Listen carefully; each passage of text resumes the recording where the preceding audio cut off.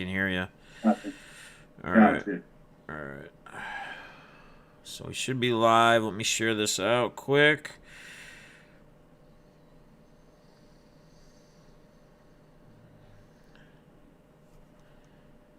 Are we live?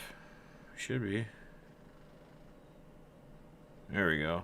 Now we're live. All right. Share this quick Looks live to me. on tweet. Yep, it'll take them a minute. People didn't get notifications for like 2 minutes last night when I went live.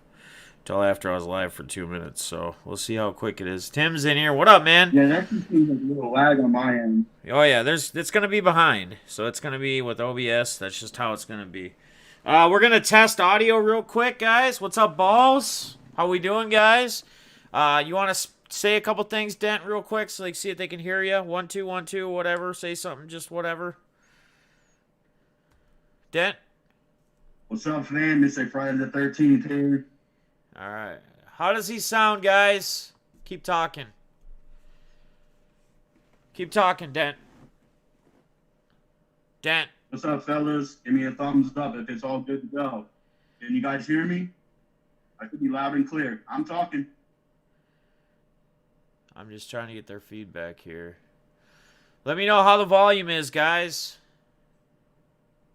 Gotcha. How's his volume? Is it good? Go? What's up, guys? I hear you guys. Okay. All right. It is 6 o'clock right on the dot. So I want to welcome everybody to another episode of In Depth with Defness. Tonight I have a very special guest. Former DJ, pool champion. He's ran the streets, done many things. Also a good member of our hobby and probably one of the more unselfish members of the hobby. My man, Dent Fowler, also known as Mr FriThe13th. How you doing today, brother? How you doing today, brother? What's up, boys? How's it going? You doing good? Can you hear me? I'm doing good, and how are you guys doing? Okay. All right. I just want to make sure. I can hear you. Can you hear me? Yeah, it just seemed like it delayed there really bad for some reason. I'm not sure. All right. We're going to see. Hopefully this goes smooth. All right, so like I said, Dent's he former DJ, former pool champion, which I had no clue of. He's obviously been around the hobby for a long time, but we're gonna go in and we're gonna get a little in depth tonight with our boy Dent here. So, are you ready to get in depth with us?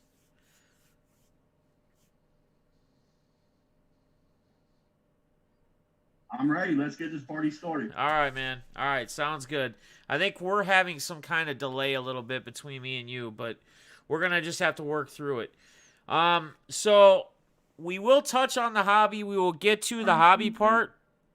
But I really want to start back from childhood, and I guess I want to walk through a little bit of our boy Dent, Mr. FriThe13th story here. Would you say that growing up, the childhood, would you say you had a good, great childhood, or would you say that there was some problems or some issues, in your younger years of growing up?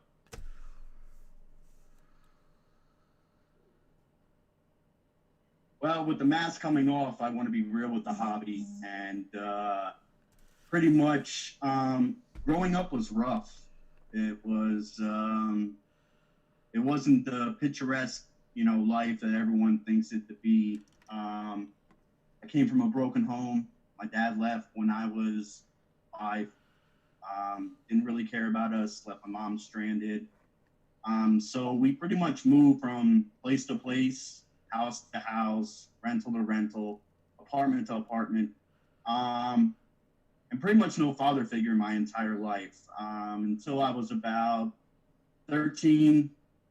My mom met my stepdad, and he was pretty cool in the beginning. And then he started pretty much corporal punishment for me and my brother.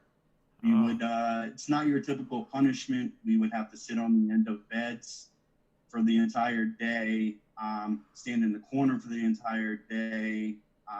He would beat us with a weightlifting belt. He was actually using drugs at that time, and it was actually not a really good time of growing up. That's how it shaped my teenage years as far as the party life and the drugs scene. It wasn't always a good fit. I mean, I don't wish that on anybody. I wouldn't say it was all that bad because my mom was there to protect us as much as she could. Yeah. But there was only so much she could do, you know?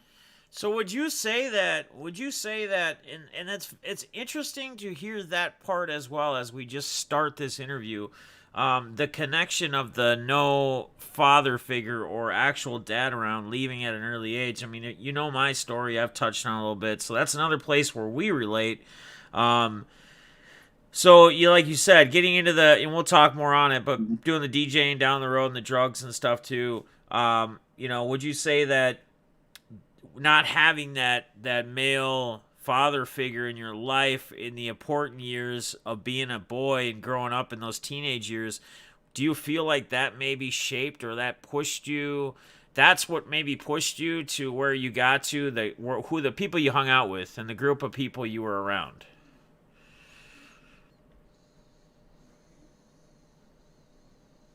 Oh yeah, actually, I'm glad that happened. It's funny to say that because that actually shaped me into the person that I was and who I became today. Right. That actually made me a strong person for, my brother. I became like his father figure then. Like I looked after him like no one touched him. You know what I mean? Right. My mom, I looked after her too. So I kind of became the man of the house. And that actually made me a really strong-minded person. And I'm kind of glad it happened. I mean, like I said, it's funny to say that, but I mean, my strength and my willpower today, I don't know if I would be here where I am today if that didn't happen.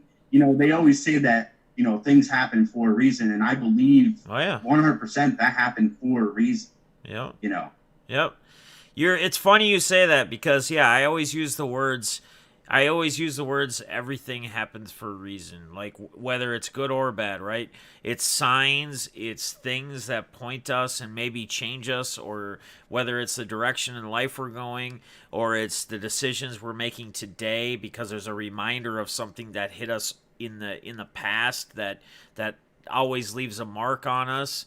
I mean, there's just a lot of different things, a lot of different factors. And I mean, I'm sure me and you could probably talk for hours just about what it's like with a lot of other people with not having that father around for the important years and maybe trying to attach ourselves to groups of people and trying to find a love. And I think that's, depending upon where you grow up, I would say that's probably where a lot of kids that live in the ghettos and areas like that, where that father figure's not around or whoever, and then they clinch on to the members and the boys in the hood, if you want to call it, and they get into the gangs and start going down that wrong road. They don't have that male figure to try to miss or redirect them out of that. So the childhood's not great. The father leaves at the age of 5. Did you have an issue like school-wise? Did you have an issue with finishing school? Did you drop out of school or anything like that? Or did you make it through? Did you get through school? What was that like, the years of, the teenage years up through like high school? Well, I'll put it to you like this. Elementary school, that was okay. Middle school was a little rough. I've seen a lot of things in middle school that, it was evolving times back in the late 80s, early 90s. There was a lot of, gangs started up around where I lived and stuff. And where was that, by the way? Without having the father figure or stepfather figure available. What's that? And where exactly was this, so the people know that you were growing up in those years? So where exactly was it that you were living where you grew up? I live in the Lehigh Valley. Okay. I live in the Lehigh Valley. It's the Allentown, Bethlehem area, like type deal. Close to Philly. But the high school years, that's where things started evolving and changing and going downhill. Wasn't going to school that much. Got in with the wrong crowd, like even a wrong crowd, like the wrong crowd that then I hung out with in middle school. And that's where the drugs kind of took over my high school years. I stopped playing football my sophomore year.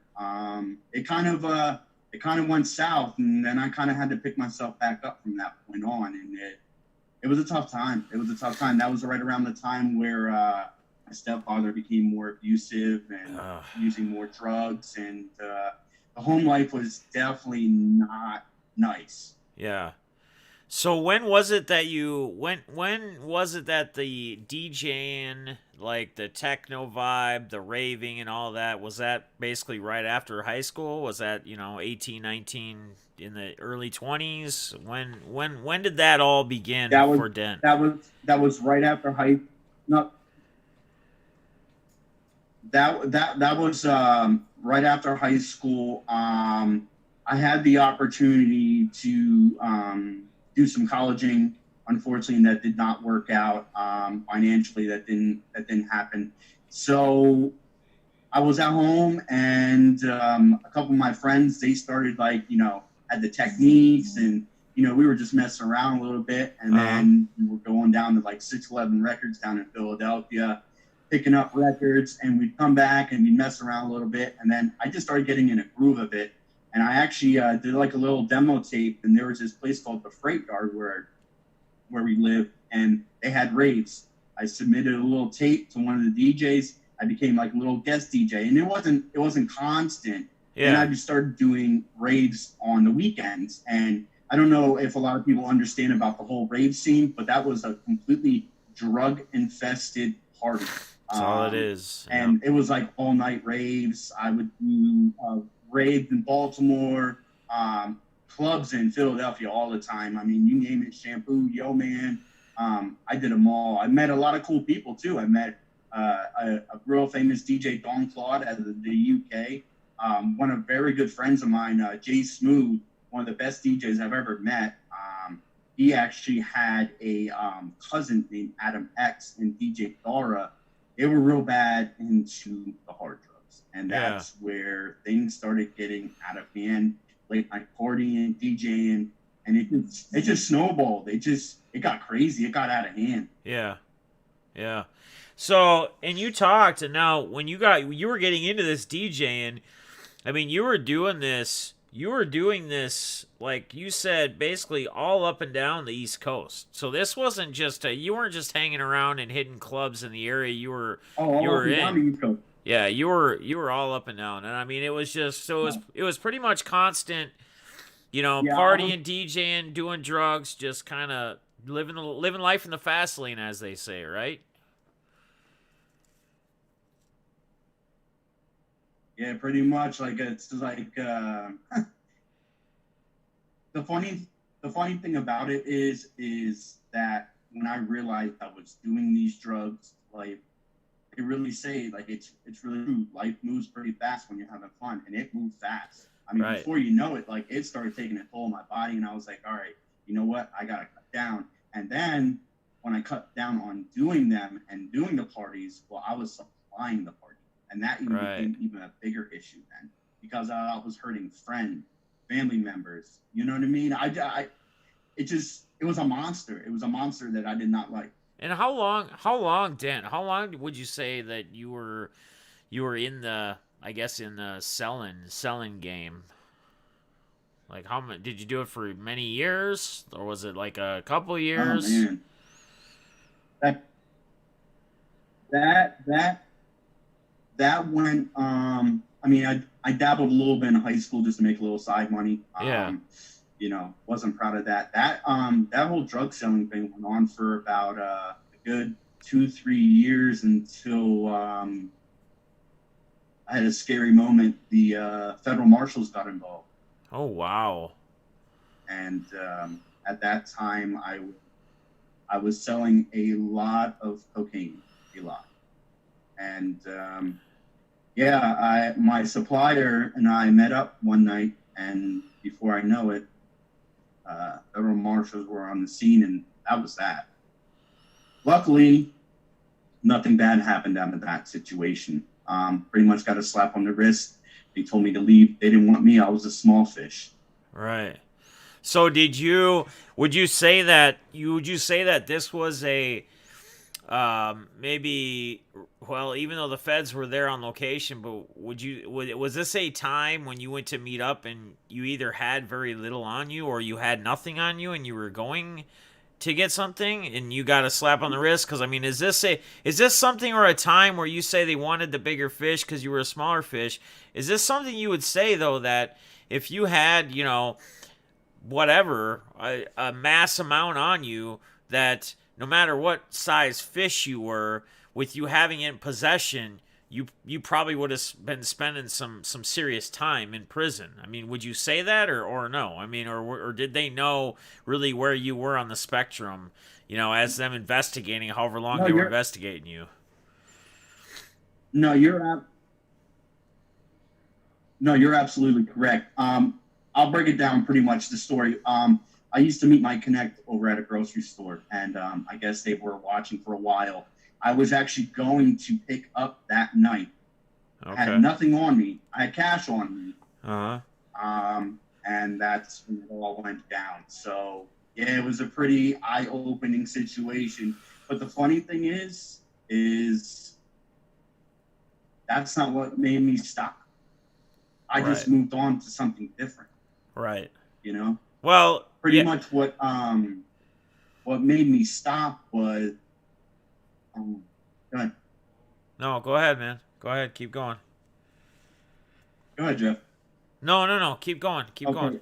Okay, so pretty much what made me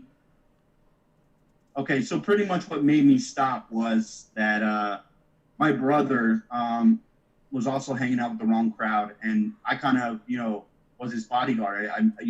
Older brother dad type situation. Yeah. I had to watch out everything he was doing, and he got involved in dope, and I sold all the party drugs: acid, LSD, cocaine, dust, ketamine, which is Special K. But he got involved in dope, and that was the eye opener, which made me pretty much stop with the whole selling of the drug situation. Uh huh. I see my brother laying passed out on the floor with throat coming out of his mouth. I've had to put my brother in a cold bath. It was a bad situation, and I helped him get through that. I made him stop hanging out with his friends. I pretty much roughed up every person he hung out with that did dope. Yeah. I'll never forget the one time I was at a house party. This kid was there, trying to hang out with my brother. I actually put him through drywall, and my brother realized that I'm not standing for this shit no more, and he actually stopped. So I don't know if I saved his life then, but I know I helped him out. So. Yeah. Yeah. So, okay. So yeah. So now you had that. There was a bad. Now, do you have more than one? More than one brother? Like more than one actual real brother? Yeah, I actually have a stepbrother. Well, I had. Well, you had this. Okay. So I We can want. enlighten on that. Yeah, if you want. I'm trying to go back here. So what happened in 2000? So you saw your brother, you got him in a cold shower, all that happened. You apparently helped him there. So what happened in 2000? Actually, what happened on 2000 on September 8th? 2000. That's wow, you're gonna hit me with the hard question right away. Well, All right. you started talking about So the brother, so hold I on. figured that's why I asked Hold on. if there was more than one. Yeah, that's okay. So September 8th, 2000. I was working construction, got a phone call that I had to go to the hospital. My brother was in a car accident, and car flipped 8 times. Uh, Car landed on top of his brain. They flew a medevac, and he was on life support for 3 weeks, give or take. This happened, or like 2.5 weeks. The accident actually happened in August, and we made a family decision. He was pretty much going to be a vegetable, and we took him off life support. So September 8th is when he passed away. It's been pretty tough ever since that point. no, I hear you, man. You know what? And so it was car related. It was a car accident. And like we say, there's always reasons why things come and go in our life. People come and go in our life. Situations happen. We touched on that in the beginning of this conversation. In the beginning of this interview. Um, Yeah. Look, I want to ask this, and you can answer. It's not a hard. It's something to relate to the brother. So you got him help right before. So do you Yeah. know if he was clean, like due to Yeah. the accident? Actually, yes, he was clean. He was actually going to Lincoln Tech. He straightened his life out. He was doing really good. The reason why he got in the accident is where he was coming, or he was actually going to pick up his girlfriend. He was Okay. running late. He left school and he had to take her to work. Okay. And the road that he was on was a windy road, was a blind hill, and postal service worker was actually doing a U-turn at the top of the hill. My brother was flying on this road. There's like no speed limit sign. Everyone flies on this road. Yeah. Yeah. Sure. And when he came up on top of the hill, and swerved and missed and went up on the embankment, and it just rolled. They clocked him at doing like 65, like 55, 65, I guess, on the road, and the car was pretty much in shambles.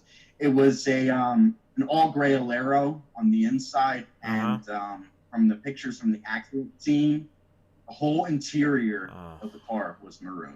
That was all my brother's blood. And the crazy thing is, he wasn't wearing a seatbelt. Okay, he had a passenger with him that was and survived.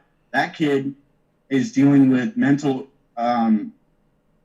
agony. He's going to get therapy and everything. I bet. He's still not the same to this day. And I have yet to talk to him. I don't want to dig into too much of what happened. I just want to just deal with what happened. Yeah, and I don't want you to, and I don't want to go too far. And I also, Dent, I appreciate you sharing this with all of us. Like I said, it's things like this that I honestly feel like when people are open and people are okay with talking, I think really help other people. I think messages and things like this and stories like this are what drive me and motivate me, if you will. And my take on me asking you if he was on drugs or not was not me assuming he was. It was me basically No. confirming because, like you said, you'd gotten him help. So, again, we're talking about his brother here who gets his life together, gets his life straight, and then ends up tragically, in a car accident and basically, being a vegetable if they're going to keep him on life support if he even makes it. And you say that the passenger that's in him. Now, I'm going to share a little story with you. I'm going to give you a minute to clear your head because it's a similar thing and it kind of relates to this in a sense. It wasn't my brother, okay? Although my stepbrother, which we're going to get to your stepbrother in a minute as well, but I'm going to share the story first. So we're going to kind of all intertwine this together.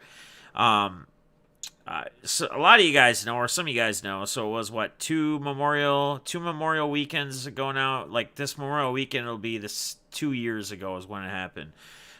He was out hanging out with his buddies out in the country somewhere or whatever, and they were riding an ATV. Him and his best friend. And they hit a rivet or something driving. They'd been drinking. They were actually driving down to a buddy's house to grab more beer, believe it or not, and hit a rivet and rolled, and it flung his best friend had a seatbelt on. It flung him out of the ATV, and it ended up landing on him and crushing him. I mean, he was dead instantly, right?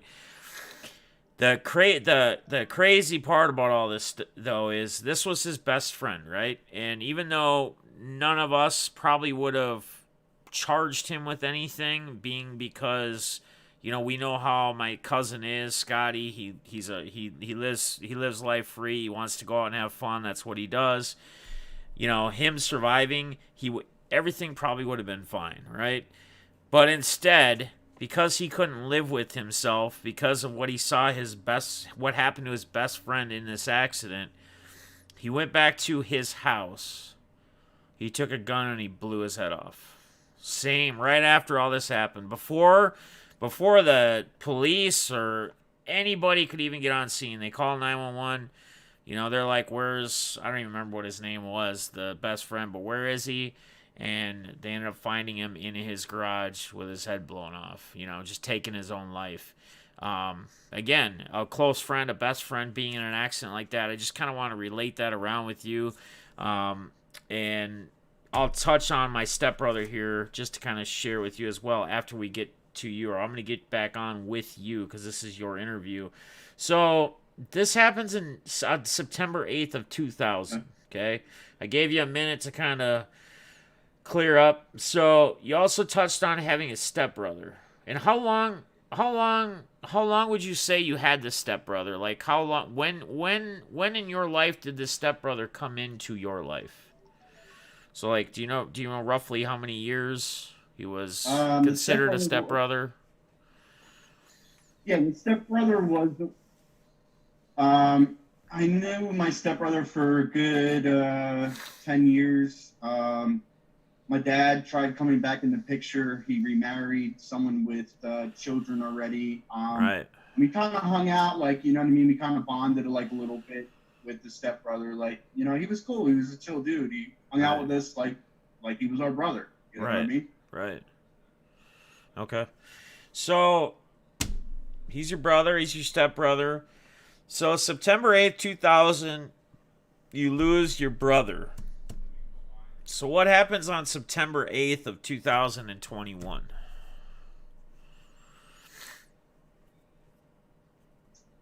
Well, September 8th, 2021. Or not 21, 2001. I'm sorry. Did I say 21? And, yeah, 21. That's okay. So I'm at home with my mom. Get a phone call, and here it's my stepmom, and she says, TJ hung himself. And I said, huh? She's all distraught, all crying and carrying on and everything of that nature. I'll just quick get into a little backstory. Yeah. After my brother passed away, he was enlisted in the military. Was doing a couple things, had a girlfriend, they were going to get married. She cheated on him. He stole from the military. He worked at the post office, got a dishonorable discharge, came home, stayed with us for like a little bit, was stealing money, got involved in like a little bit of drugs, and then he disappeared. That's the last time I seen him was back in July of 2000, and then September 8th, I get the phone call from his mom that he hung himself in Northampton County Prison. You could actually look it up. It's actually, there was a big article on it. Yeah. He actually was on suicide watch. And the eerie thing about that whole scenario is that it was a year later. And right. You know what I mean? He took his life a year later, and that's, you know what I mean? Everyone was worried about me then. They're like, no, don't, are you okay? And I'm like, I'm fine. Like, I'm not one to do that. Like, now I have to live my life for these guys as well. Yes. So, that really, I mean, my brother's passing, killed me. Killed me. Oh, I bet. I stopped hanging out with friends. I stopped doing all that. But when my stepbrother hung himself, it's like, okay, another piece of me is gone. All right, I need to change things, and I need to change it now. Yep. So I'm going to share something with you, and this is crazy because there is so many things that connect. I always tell you guys that all of us are more similar in more ways than we are not. But so your stepbrother hangs himself. So I get a call, or my sister gets a call from my dad, whatever, right? So he when he left me 4 or 5 years old, and he went on, he was already, at that time, I guess he was already cheating with my, I guess you'd call her stepmother, right? Which, again, I don't really have the great relationship with him. We talk, I go visit, I go down to Florida and I'll see him. But again, those conversations are not father-son conversations. Like, it's just not that same. As much as we try to connect, and I love him, he's my dad, regardless of what he's done and where he's been, I know how to, I learned to forgive. Just don't forget, right? And that's what's kind of, I felt molded me in being the dad I am. But I just want to get to this real quick and add this in, because they had a son. They had one son, so I guess you'd say he's my stepbrother, right? and he could never stay out of jail. He was always in juvie when he was younger. He was going to prison, and he would go to prison, he'd get out, right? So he'd get these minor charges or serve a year, whatever, get out, be on probation, go back in. He could never stay out. Well, he finally decided that I guess he had enough or whatever, and he just didn't want to live life anymore. And I tried to have a connection with him, and I tried to talk to him, and I even tried sending letters to him sometimes just to try to help out or try to see if maybe my angle could change him. And you can't change somebody unless they want to change, right? And come to find out that he hung himself in prison. And apparently the guards or whoever said that he was doing drugs, he was using drugs in prison. Apparently he got behind, and he owed people money, and they were after him, so they put him into some different area. He was asked to go whatever, and then apparently that night he ended up hanging himself. And it's crazy. It's just crazy to, again, hear stuff and have you talk and tell this stuff, and then realize that we have so many more similarities and things within our lives and things that we've gone through. And you find that just about anybody as you talk to them and get to know them better. So anyway, I just wanted to add that in there as well.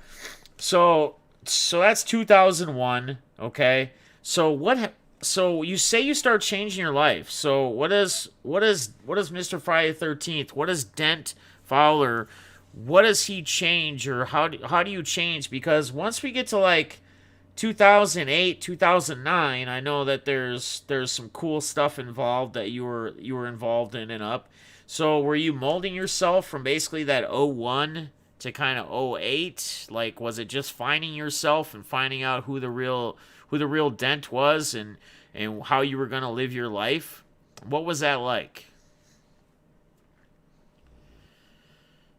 Well, pretty much after both those deaths, it opened up my eyes, and I knew I had to change. I didn't want to go down the whole drug path. I mean, like I said, I stopped hanging out with the friends I hung out with, and I was just working. I was working. I was helping my mom out. I was actually living with my mom. I was helping her out as much as I possibly could. And then 2000, I want to say 2005 or 2006. I know she's going to kill me. I met someone that actually really changed my outlook on everything. Okay. When I first met her, I was a showboat, and kind of BS a little bit, you know what I mean? But sure. She really caught my eye, and she helped me out, and that was like a big evolving point. I wanted to move forward with my life, and there was a couple things that I was ashamed of. I'll backtrack a little bit. Sure. I did have my son.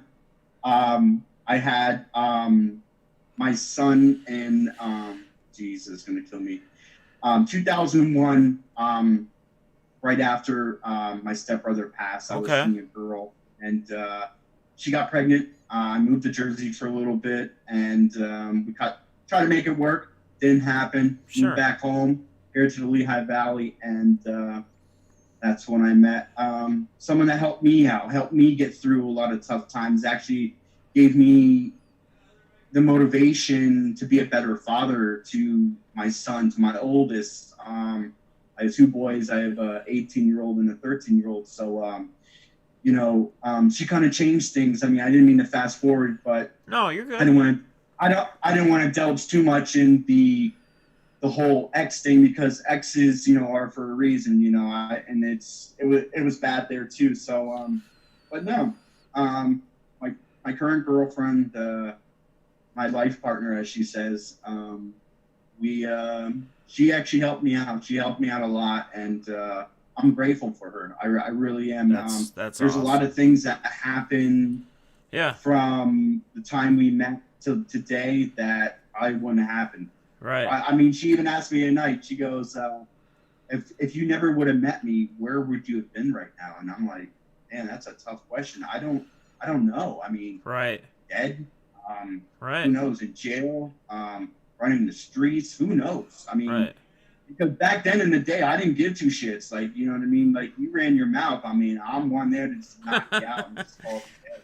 You Love it. know, I mean, that's just Yeah. how I roll. Right. Right. No. Yeah. No. I get it, man. Jersey, Philly kid. Um, so you meet your match, I guess, as some would say. So how long was Dent? How long before like 2008? How long was Dent already kind of into playing pool and good with a stick and a cue? Oh man, I played pool. Now, as far as just knocking balls around, being a kid, not really knowing. I mean, I played when I was little, when I was 7, Yeah. all the way up until, you know what I mean, until I actually got the functionality. I used to go to the local bowling alley to just shoot pool on the weekends, and it wasn't nothing structured to the pool leagues that I was into Right. and the whole matches and everything. I would just go there just to knock balls around, and Yeah. then So were you out then it there kind of hustling at all, or no? Were you hustling at all at the bowling no, alleys? no. That never came about. I was more about learning the game then Yeah. than to hustle anybody. I mean, anyone can be hustled. I mean, no Yeah. matter how Well, you yeah, look yeah, at it. yeah, But yeah. Absolutely. I was more about observing the good players that were there and trying to check out like what they're doing. And at a young age, that's impressionable to me because then I soak all that in and take all that in, and that kind of actually helped me with my game. And my mom actually was the one that got me involved in the pool league, and she taught me a lot of things that she knows, and she'll never admit this, but I mean, I'm a lot better than she is, but she still says that she taught me everything I know and everything, but yeah. So you start you mess around with pool. You're wanting to learn it. You wanting to get better at it. Really understand the game. Kind of uh be an actual player of the game. So what happens in like around 2008 with the whole I pool? was actually I started playing on pool leagues back in 2004, no, 2003 to 2004, around that time. Uh And huh. the league that I play in, they hold a city tournament and a state tournament every year. And the winners of those tournaments go to Vegas. 2008 was my first time that I won state title to go to Vegas and to Okay. play against players from Canada, the UK, and Japan. And that was an amazing experience because, that's the ultimate grand prize to go to nationals, Las Vegas, stay out there for a week, Right. make it to the top. It's televised. There's a bunch of stars out there. You got Ava Montire Lawrence, Jeanette Lee, Yep. Mike Massey, just a ton of good pool players that, I was like, wow, these guys are like really good. And yeah, so that was my first time ever out in Vegas. And you so played nationals in Vegas 2008, 2009, 2010, and 2017. Would you say you just took kind of maybe a break from 2010 to 17? Why such a big gap? You like consistently there 3 years in a row, and then there's this gap from 2010 to 2017. Well, like all players, you get in slumps. Yeah. Some other people, are sharper than you on certain days, and that's how it gets. I mean, I make it, but then you don't make it. You get to like it's almost like getting to the Super Bowl and you're the second place team, and Right. that's what ends up happening because there's always someone out there trying to beat you and trying to be better than you, and especially in that sport, constantly practicing. And Right. I wasn't practicing as much. I was kind of just laying back a little bit, Sure. still staying sharp on my game, but work is involved, family is involved, Right. so you kind of have to step back from the fun part of life and check in the reality and say, hey, listen, So I mean, because pool actually takes a toll. It's a lot of late night, league nights, out drinking, Right. drinking and driving, which is no good. You know Right. what I mean? Right. It's coming home at like 1 o'clock, 2 o'clock in the morning, knowing that I have to be at work at 5. It's like, Right. reeking of alcohol. my girl doesn't want to be near me because I smell like cigarettes and Right. booze. So No, I get it's it, man. it's not a life that I really enjoyed. So I kind of cut back a little bit and then got back into it a little strong. I'm actually on hiatus right now. I'm actually semi-retired, and Yeah. until my youngest graduates high school, then I might get back into it. But Show, craft right him the now it's game. important. Craft him the game. Show him the craft. Is Oh, that what you're he thinking? knows. Yeah. He knows. I actually started teaching him. I want to say when he was like 5 or 6. You know what I mean? Like, Nice. yeah, Nice. yeah, yeah. So, everybody has their outlets, and we could say, I mean, I would assume that, the hobby is an outlet for you, when you need just to clear your head or you need to do some things. But I would probably, if I was a betting man, I'd probably say that when you really get frustrated or you got a lot going on, I would say that you probably venture and maybe go find a pool table somewhere and shoot some pool. Would I be wrong in saying that? Yeah, I actually have a pool table in my house. Well, there you go. I suppose a guy who's Yeah. been in nationals like 4 years in Vegas, I suppose should have a pool table in his house. If somebody shows up and you're a big pool pro, and then they're like, "Man, a pool pro with no pool table? How does that work?" But Yeah. so would you say then you go downstairs or go to the basement or wherever the pool table's set up at the house? Would you say that you find yourself hitting the old cue ball when you need to clear yourself?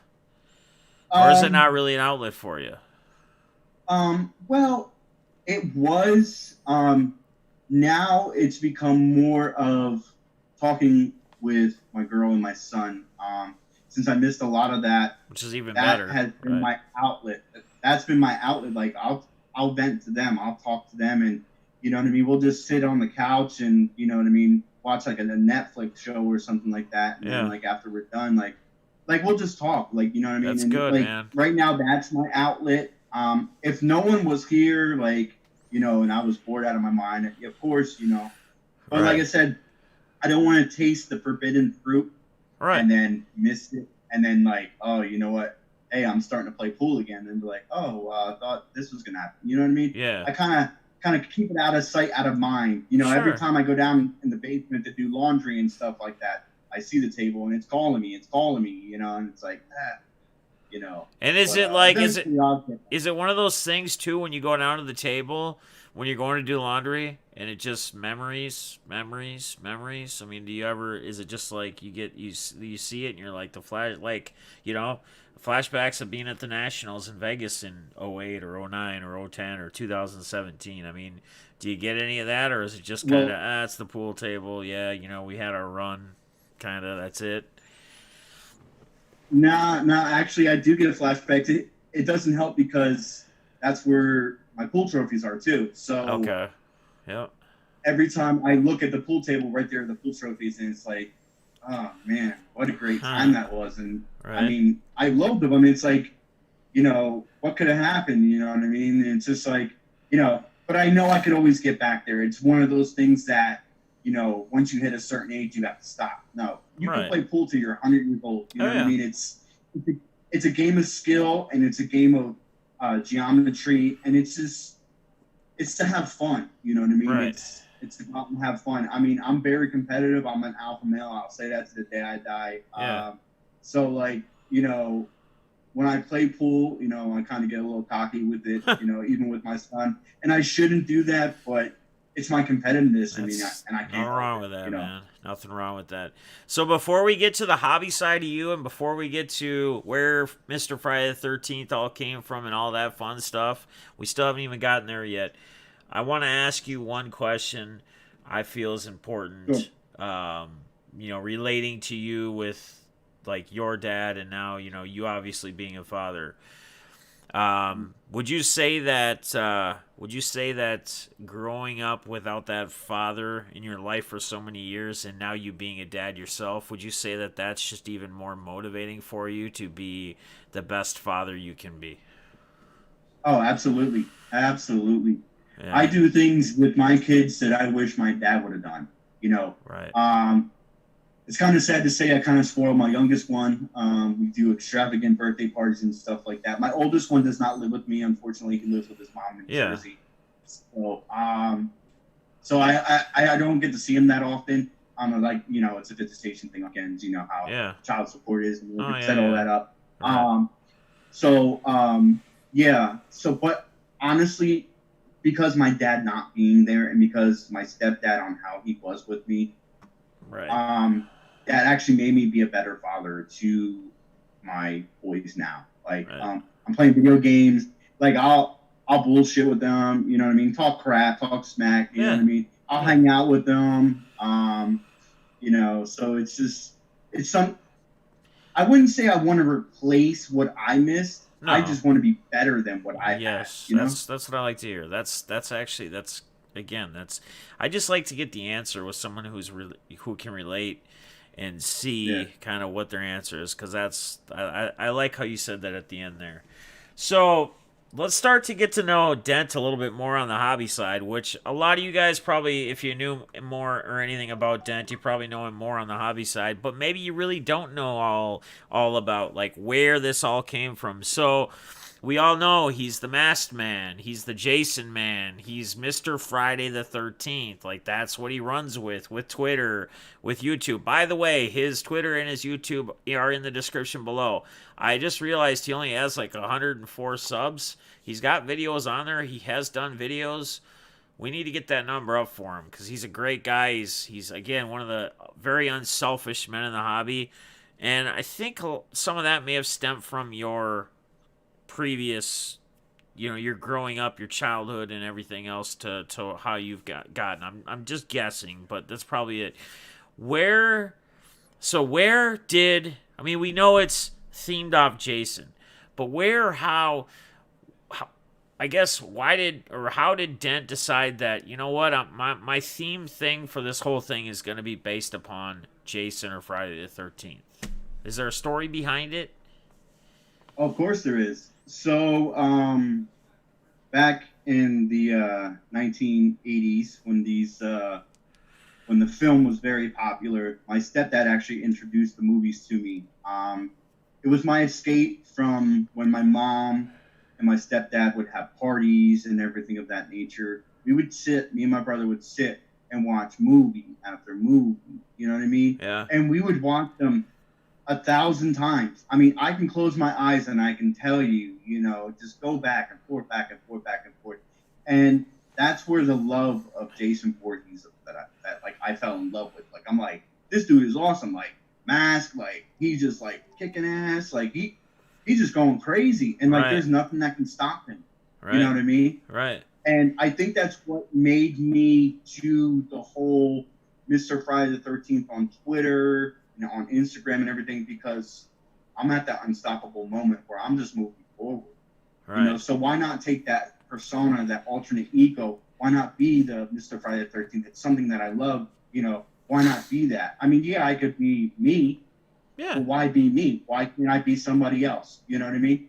Right. So that's my alter ego, Mr. Friday the 13th. I dress up like him for Halloween. I actually want to get a tattoo done of him. Love it, man. I just love it. I love it to the point where it's like, you know what I mean? It's not like fan crazy. I mean, but it's just, I just like it.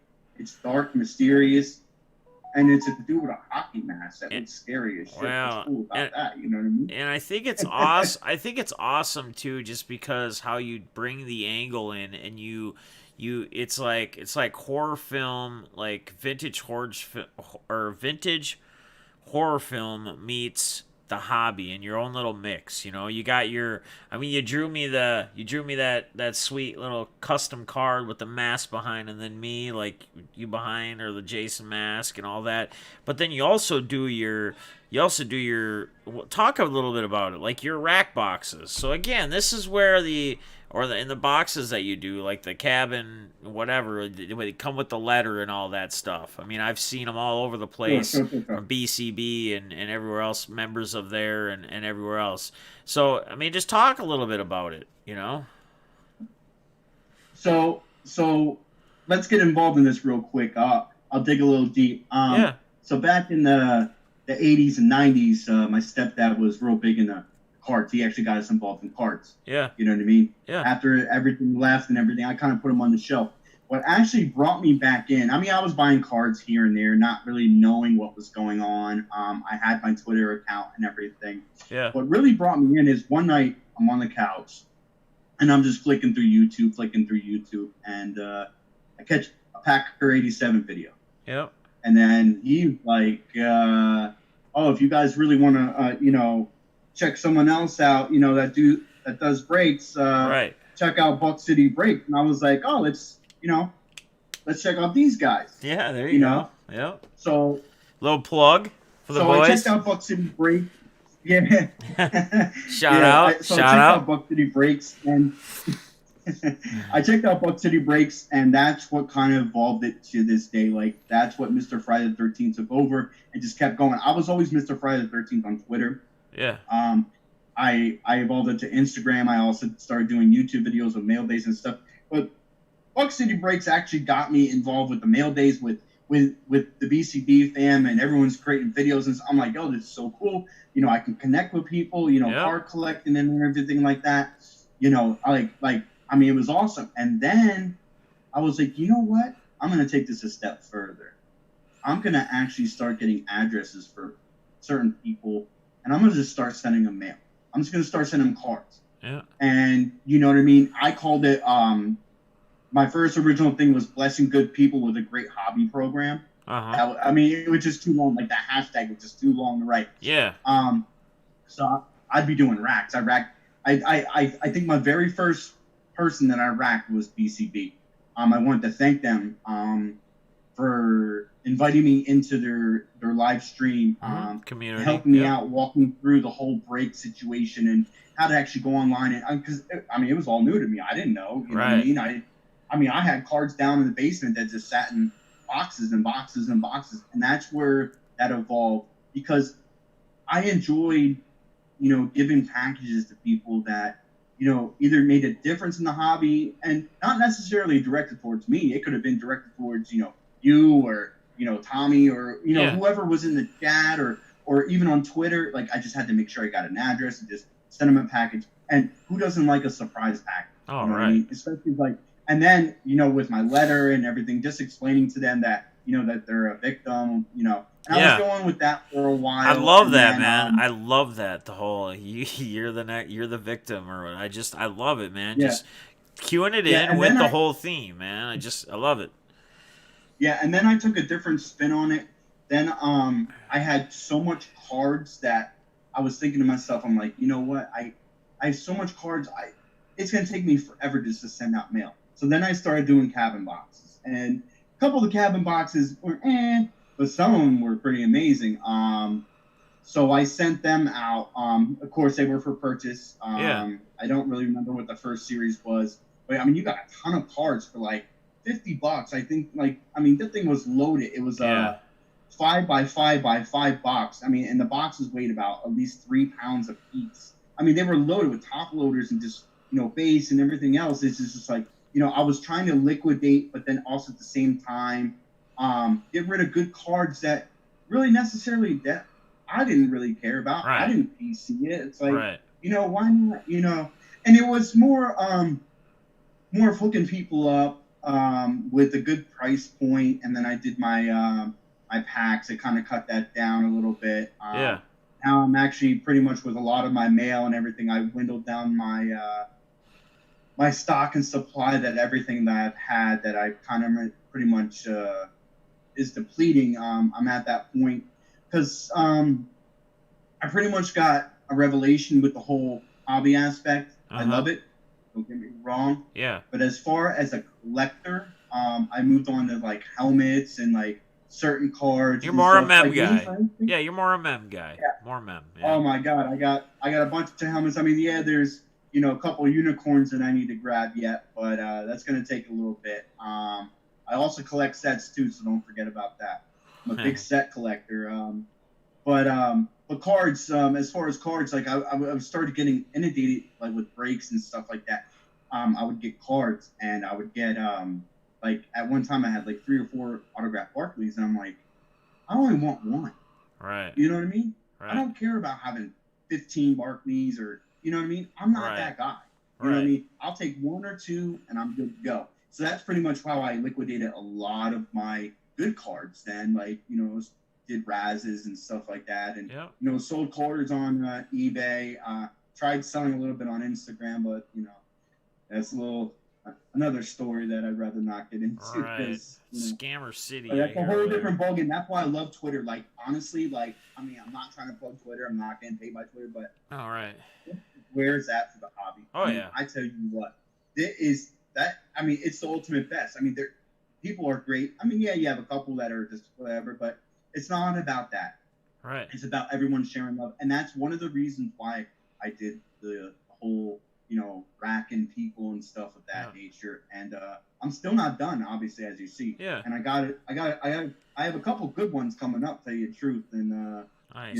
Not to throw any shade towards somebody's way, but it's got some Minnesota in it. I wonder who that. I wonder if Lance is getting a good package from me. My boy Lance up north. Lance, maybe.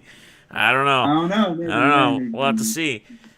See, and that's another thing too that I don't miss too much in the hobby. And a lot of people that get racks don't even know me. Even know me. They're like, what's this rack? Right. Like when I racked you, did you even expect it? No. You me and you really haven't talked that much. Yeah, we've talked more in the past couple months than we've talked ever. Absolutely. You know what I mean? Yes. Yep. But I respect you, and see, that's one thing about me and Mr. FriThe13th. There's only so much respect that goes around because you can't always trust everybody. No. But when you feel that vibe, you feel that vibe. Yep. And I felt that vibe with you, my man. I tell you that. Yep. And that's how I connect with certain people in the hobby. You know what I mean? Some people, I kind of stay a little distant from, but that's just me. That's my personal opinion. Well, I think I don't think you're wrong in anything you say there as far as keeping your distance from some people. As much as we want to maybe, or some people want to get to know people a lot better, and I'm one of those guys that I'd love to get to know as many people as possible, but you also can see in some people or some things that, hey, you got to be careful, saying this or doing this around this because, maybe this is going to be taken wrong or this is going to happen or whatever, and there's nothing wrong with it, but so you're talking about more racks coming up. So is there plans in the future for you of doing any more of your, the cabin boxes or whatever, like the ones you sold? Or, are you planning to ever bring those back or do anything with that? Or or are you just kind of really moving on past that and you're going to focus on more your mem side and keep pushing, just doing the mem and focusing? Do you still get into a lot of breaks as much, or is it more sports mem breaks that you're getting into because you're focused on mem? Well, to be honest, I've actually kind of stayed away from any type of breaks. I got on a couple mem breaks with Rick Gypsy. Yeah. For right now, I have to stay away. I've been out of work since March 20th. I actually, Governor shut us down until June 4th, so I don't know when that is going to be. So right now, I'm kind of taking a back step to breaks. Yeah. I'll buy in a couple cheap ones here, but I'm not going full blown like I used to. As far as the cabin boxes are concerned, obviously I have to get more stock of product. I'm not trying to sell a cheap product out there. I'm not trying to sell garbage. You know what I mean? Reap the reward. I'm not that guy. I'd rather lose money than make money. You know what I mean? So, that's the direction I'm taking. I actually, I've been pondering this for, quite some time now. I'm just talking to my girlfriend this morning about it. I actually had a dream about how she works for a law firm. Right? Yeah. And I had a dream last night that we were sitting down at the table and I was creating my own LLC for me to open up a small LCS around where I live because there is no LCS where I live. A Target and a Walmart that has Pokemon and, baseball sticker books. Right. That's pretty much all I got. There is an antique mall that there's a guy there that sells cards, but he's actually moving. He's actually moving to the Philippines. So I don't know if he's gone. And that was the only source for cards. So, you know what I mean? I mean, I don't know what. was he selling a lot of like current stuff though? Like, so he was utilizing Yeah, it as not just vintage, but it was like no, current. he was no, he was actually selling current stuff. But the only problem is that he could not keep up with the prices of the current market. You know, he wouldn't get a lot of stuff. Like if National Treasures, like you might get a case and that's it. You Right. know what I mean? Right. I mean, and he'd have a lot of old school guys come in there and just drop hundreds of dollars and stuff. But Yeah. his supply was very limited. He might have like a box or two, or he might have a case sitting around, and you know what I mean. It wasn't nothing major. It's like, and I'm not BSing with Right. you. It's probably his shop was probably about the size. If you took two McDonald's bathrooms and put them together, that's the size of his shop. Oh wow. But yeah, and it's very small, and it's I don't know, it's tough, and like I said, with this whole pandemic going on, I don't know if he's gonna stay in business because the last time I was there, like there was nothing there. He wasn't ordering any new product. He Well, I was don't selling think they were single. shipping much though. Were they either? Like, cause No, they shut everything down. I mean, you might be able to get it from like Dave and Adams or Steel City if they still have product, but well, this was back in early February, actually. oh, okay. Like he wasn't getting any new product because of the cost. Like, and he was like, I'm moving to the Philippines and stuff like that. But see, that's where I'm at. That's where I'm at a standstill at this point. Because buying in the breaks. Obviously, I'm a Giants fan, so Right. you know what I mean. Buying the Giants is not economical right now, and plus my girlfriend would kill me if I spent that kind of money. Right. You know what I mean? But not saying I don't want to get into them. It's just that financially, family first. You Oh know what I mean? yeah, Family first. absolutely, absolutely, You know what I mean? absolutely. So I mean, I do pop in the breaks here and there, like in the chats, just to yeah, say well, just what's to up. hang out and say what's up. Absolutely. I mean, and that's like what I always say. Like that's the motto here. Like, I always want to over stress the importance that you do not have to buy anything. Like if I'm doing an auction or if no one has to buy anything to hang out, just hang out and chat and get to know people and just have a good time, have fun, kick back. Step outside of reality for a little bit and just kind of get in the zone if if a hobby's your thing and just hang out and get to know people and just chill. So you are thinking though of possibly some type of LCS type thing down the road. I mean, obviously it's probably not something like right now, but it's cool that you have a goal set or a goal in mind for that. I mean, so the Walmarts and Targets in your area, like when they have product, I mean, is it wiped out? Oh, always, Yeah. always. It it's so trashy in those places when you go in there. Like there's nothing. Like people just wipe it out. I mean, they're even buying sets. Like Yeah. that's been that way ever since the whole Zion craziness. Like it's crazy. Like you go in there and like you can't buy nothing. I mean, not saying that I would want to buy the retail because I mean, risk reward factors where you're Right. going to be at. I mean, if you're really going to put your money for it, if I'm going to go to a Walmart or a Target, spend $60, why Yeah. not spend $60 on a break Right. and a team? You know what I mean? You might get something decent. You don't, you don't. You know what I mean? Right. Right. Right. All right.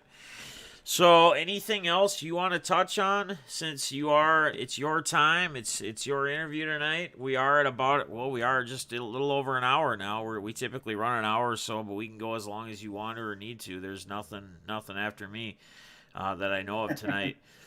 So, is there anything No, I else you mean, want to touch on at all?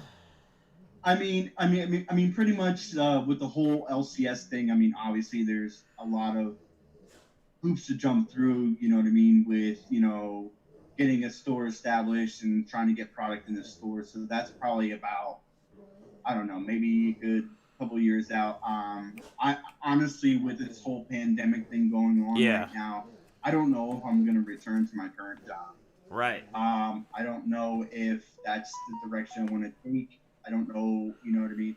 It's This whole pandemic thing has given me a lot to think about. Especially like future, like where do I see myself, like where do I want to be in the next 5 to 10 years, and Right. Right. it's not where I'm looking at right now. I mean, the money's great, don't get me wrong, it's amazing, but I mean, I'd rather take happiness over money any day. Hey. Hey, My girlfriend might not agree with that. we got Eli Manning in the chat tonight. He just said, "Let's go New York Giants." Not the real Eli Manning, but there's an Eli Manning in the chat tonight. Shout out to Eli. Shout out to Eli and Hawks Pins Collection. Good to see you. I think it's the first time I've seen you. Rowdy421. Good to see you, man. See some new people in here. Jeff V's back in the house. My boy Guns, RSR, everybody. I'm going to miss people. But here's what I also want to say. I think you might have just got our boy Jeff airtime to think about signing up for Twitter.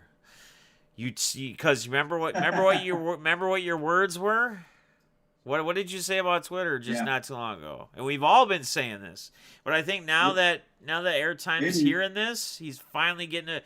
Wow, all these different people are saying like this is it. Guns is even telling him in the chat, dude. It's where it's at, man. Twitter. I might have to sum it up. I'm telling you, Twitter is where it's at for the hobby. If you want to spread any type of noise, jump on Twitter. I mean, Instagram, it's got its little, quirks and stuff like that, but it's hard. There's a lot of new people, Jeff, that you actually introduced me to since being on your channel with Jeff Airtime, Striker, Pepino Man. But the only problem is there's no way to reach these guys. You know what I mean? We all reach each other via Twitter. I know. Unless somebody is live. Yep, unless somebody's live and it's in chat, and that's it. And it's like, and if you haven't talked to somebody long enough, you don't want to be like, hey, how can I email you or drop a number and we can text each other? You know what I mean? Like, you don't know where to take it to if you haven't been able to have enough of a conversation with somebody just in one chat or a couple chats. So I agree, man. And I agree that Twitter is where it's at for sure. For the hobby, hands down, is Twitter. Go ahead. And not only that, but you'll find also a lot more scam like accounts like try to hit you up and stuff. Facebook and Instagram. They have a lot of those scam accounts that always are like messaging you and stuff. Like, hey, kitty, like, you're not going to find that a lot on Twitter. And you know what? You can instantly block it. I mean, you can do it on Instagram, but, and at least on Twitter, you could spread the word. Like, hey, watch out for this. And it spreads like wildfire. Oh, yeah. I mean? Yeah. So, so Jeff... So my next thing is that I want to do is... Go ahead.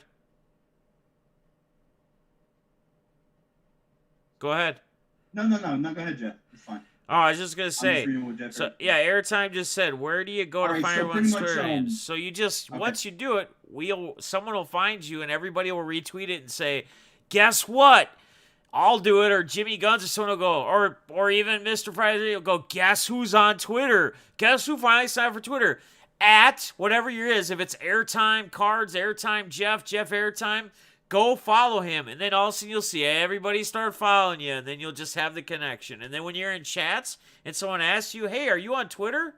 Yeah, here's my @ Just put the @ and whatever your handle is. It's simple, man. It's super simple. You'll get all of us the same day. Like, if you come on Twitter and we know you're on there, you'll get all of us. You won't even have to worry about hunting for us. So, go ahead, Dent. What were you going to say, brother? So, Jeff, before I open up questions to the chat that you can ask, I got a question for you. Yeah, for sure, brother. So I get this a lot, and I got this pretty much all my life. Yeah. Do I look like Woody Harrelson? You do look like a little like Woody Harrelson, yes. And does your woman say, Paulie? Come on, Paulie.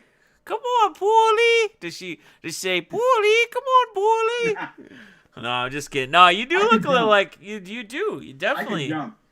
Oh, you do? You can dunk? Can you dunk? Yeah. No, I can't dunk. No, I can't dunk. Oh, Jimmy Guns has got you on that one. I mean, he could dunk in high school. Guys, nobody forget that. Guns was dunking in high school. Yeah. I'm gonna dunk Jimmy Guns with the alcohol when we meet up. There you go. Oh yeah, it's gonna be crazy, guys. Well, we can open up the chat. Like any questions for me in the chat? Yeah, for sure. Hey, I wanna shout out Dent too for bringing in his boys to see his interview. We got Rowdy421, we got Hawks Fins Collection. A couple of them said they were here from you. Maybe even Eli Manning might be the Eli guy that has the Eli Manning. That's awesome. So shout out to anybody got any questions for for our boy here. So dunking since second grade, Gun says. That a boy. That's my man. I can dunk my nuggets in some sweet and sour, Sterling says. Nice. All right. Noah wants to know what your favorite card is. What's your favorite card in your collection, Dent? Oh man. Huh. Well, it's honestly, I mean, I'm not trying to be cliche, but it's got to be that one-on-one Danny Dimes that you racked me. Oh, That's my first one-on-one. yeah. Yes. Hold on, let me get it. Yes. Yes. I made the list. I made the top. I love it. I love it. Look at that. Look at that. You gotta scoot it up some. They're having art. Yep, scoot it up the other way. Yeah, I don't, because you probably can't tell. You have to look at the other. 101 Danny Dimes Phoenix logo RPA. Logo RPA. Look at that. Boom, with the Defness rack. Love it. So here's another question: How fast of a 40-yard dash does Jason walk? Because he always catches everyone, right? They run, they trip over the trees or the twigs, they break or sprain their ankle, but they've been running for a mile now, and he's just doing his walk. Like, so how he's got to have what, a 4.2 walk, 40? Honestly, I know the answer to that, but I cannot reveal that secret. He can't reveal it. He knows the answer, but he is not giving it up on this interview. Not tonight. You heard it here first for that. We love it. All right. Hawks fans, does your Twitter have a picture of Tua? He asked. Eloy says, sweet card. I lived all over New Jersey. What part of Jersey is Dent originally from? Yeah. So where are you actually from in Jersey? I'm not from Jersey. I lived in Jersey. Oh yeah. So where did you grow up, or where were you? When I lived in Jersey, I lived like in like the Peaburg, like Lopat area. Okay. Yeah. Peaburg, Jeff Airtime. What's up, Voorhees? Eloy says, "What's up, Voorhees?" Shout out to our boy Voorhees. Love it, brother. So dope. Anyone else got any questions for our man while he's on here before we wrap it all up? Guys, let me look back and make sure there's nothing else that somebody was asking like earlier up in chat. Early buy packs, grab your channel. Twitter's the place to be. Twitter, I'm seeing everywhere. Racks. I see it says, what is your favorite Jason movie? There you go. My favorite Jason movie is Jason Takes Manhattan. Badass. That's why he's a Giants fan. North Jersey, Airtime says. Now, you know why I'm a Giants fan? I'll tell you exactly why I'm a Giants fan. I remember going to a Giants game when the Giants played the Eagles and Rodney Peete was the quarterback. Okay? Oh, yeah. And there was a bunch of drunk Eagles fans around me. And I'm like, I don't want to be like this. And I was a kid at the time. Yeah. And I was like, I'm going to root for the other team. And I was a Giants fan ever since that point. Hey, this is an awesome comment from Guns. No questions, but I love this interview. It feels like I actually know, like in capital letters, Dent now. See, man, that's what I love to see, and that's what I love to hear. That's what I want. Yeah. Everybody to actually not only put a name to the face, but actually have background from him, have substance. And again, it's like I said earlier, man, and I'm sure there's people in here that were watching that could say things in chat, and I apologize. We apologize to you guys. We don't pay attention to chat much during the actual initial interview because we're focused on each other, paying attention, listening, making sure it goes the way it's got to go. But I'm sure there's a lot of other people in here, too, that could say the same thing, that, hearing a lot of the stories and the things in the hard times and the losses and everything else, there's a connection there. And it's like I said, even with me and you, there's so many connections, so many things are like, hey, that's exactly what I went through. Hey, that's exactly what happened with, my stepbrother. Same thing. Like, it's crazy. It's absolutely insane how similar we are versus how different we are. All of us. Honestly. Exactly. You just But I need got to one thing for Guns, though. go ahead. I have one thing for Jimmy Guns. Guns, trust me, by watching you, I feel like I know you too, but you still owe me that Jordan rookie. Balls, you need, or airtime, you just need to say Eagles fans. The drunk part is a given. That's true. Balls said, glad the mask came off. Yeah, of course he's going to do that. Now we know who Dent is. RSR says, great interview. Thanks for your time, Dent, from Jamie E. So awesome. Superman, yeah, great to meet Dent. Our boy Jesse. Guns, P.S. The real Jason from the movies was way better looking under the mask. That's from Guns. It's nice to know more connection other than the Avatar now. These are always good. I'm from New Jersey and I'm a Jets fan, Ped says. Was a really good interview. We enjoyed every part. Lots of relatable stuff. Thank you, Boomer says. P.S. No chance in hell Dent can drink with me in all caps. LOL. I got a feeling we're gonna need to have a lot of ibuprofen and a lot of other things on hand for the. I have a feeling whatever night or nights we decide, it's gonna be very tough that following day to be able to mope around the National. Speaking of which, are you headed out to National? Or will you be out there in December? I'm not gonna go into December because it's too close to Christmas.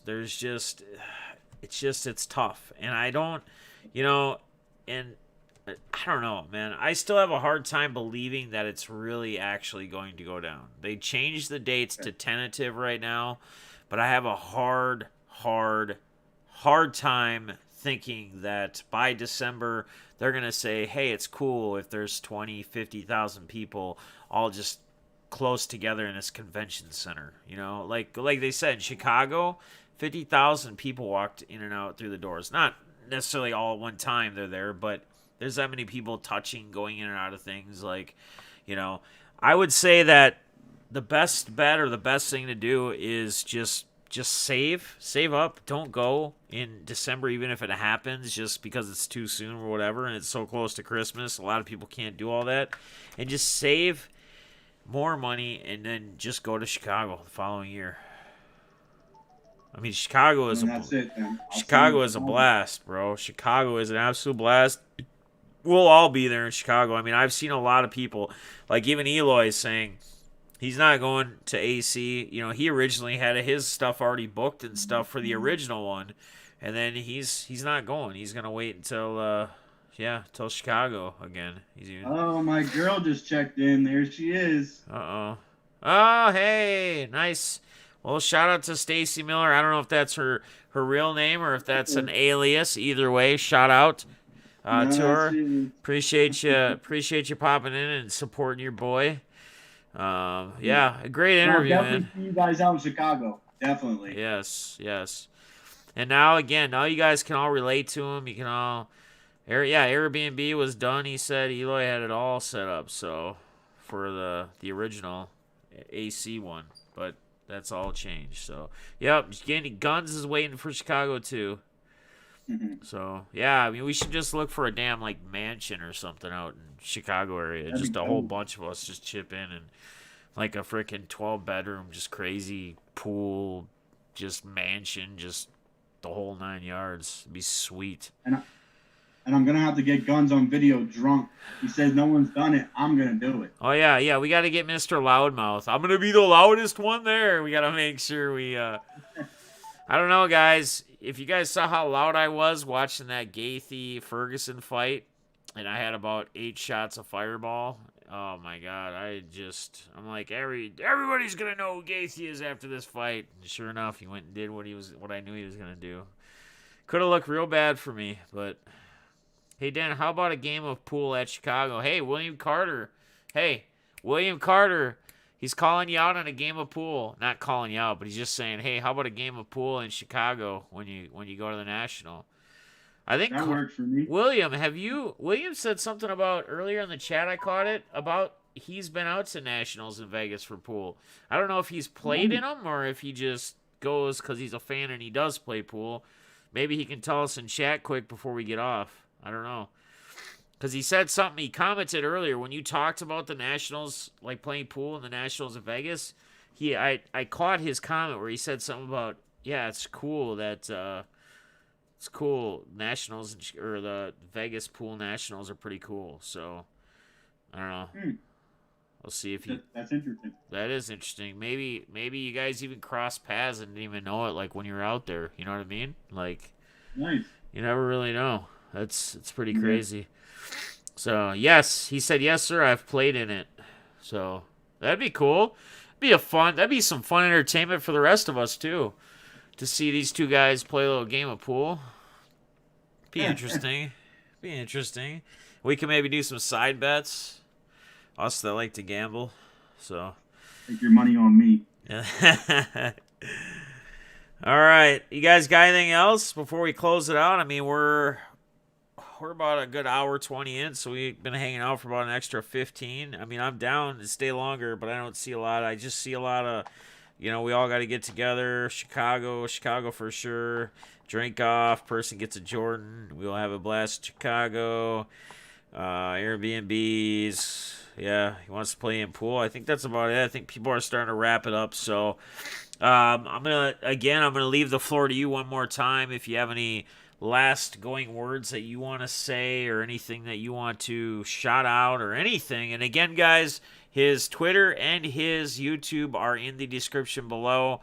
I'm not on Instagram much or any of those others, so if he can always give it to me and I can add it to the description later. But the two main ones I feel are most important are in the description below. So make sure you guys grab him up if you haven't already, because here he is, man. You got to know him. So go ahead, man. You got any final words for the group? Absolutely. Okay, first and foremost, I want to thank Packer Cards 87, BCB, Rip and Gypsy, Defness45. You guys kind of bring me all around to it.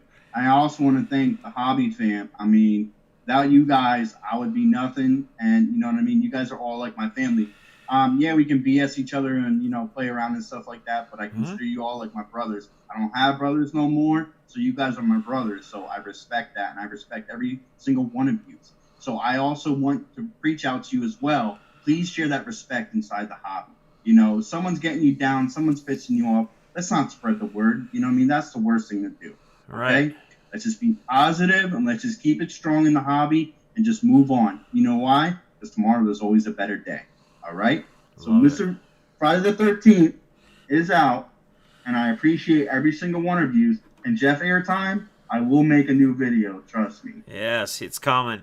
And I want to wrap it up and just say that I want to thank Dent, Mr. FriThe13th. I want to thank him for really being open, his openness, and I say that, and I told you as we started DMing a little bit more, and you were giving me some more context to go off of, and I started to get that I'm really starting to vibe and feel like this is going to be a very, very good interview. Not to say I wasn't going to think it was before, but when I don't really know where things are going to go, where I don't have a lot of context behind it, and I know we can talk about anything and whatever, but when you're giving me certain things like life changes and struggles and things like that, those are the types of interviews I just love, right? It's like the Guns interview. I mean, all the interviews I've loved that I've done, right? Yours, like Guns though as well. Like they just have such a message. And I respect you, and I respect you more after even doing this interview and hearing everything and everything that you've got thrown in front of you and you've gone through. I can relate to you in many ways, which again, I have a lot of respect for you for being in the position that you are today and being the person that you are and being the unselfish person you are. So I want to thank you as well for that, Dent, or Mr. FriThe13th.